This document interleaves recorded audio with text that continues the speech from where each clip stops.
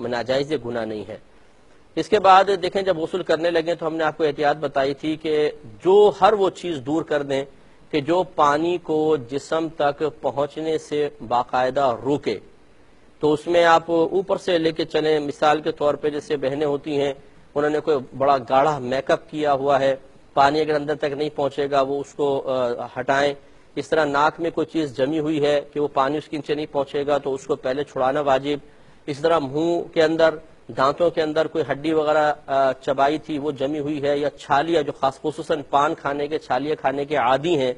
ان کی داڑھوں کے اندر کوئی چھالیاں وغیرہ پھنسی ہوئی ہے، یا کسی نے ٹافی چبائی، سخت ٹافی وہ جمی ہوئی ہے،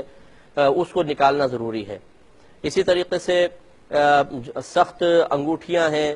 چھلے ہیں، یا مطلب کڑے ہیں، ٹائٹ جمے ہوئے ہیں، یا دھاگے وغیرہ جسم میں کہیں جیسے وہ دم وغیرہ کیے والے دھاگے باندھے ہوئے ٹائٹ قسم کے، اس طرح بہنوں کے ٹاپس وغیرہ ہیں، ناک کی نتھیں ہیں جس کے نیچے پانی نہ پہنچے، اس طرح نیل پالش ہے، ان سب کو اتارنا لازم ہے۔ ایک کالر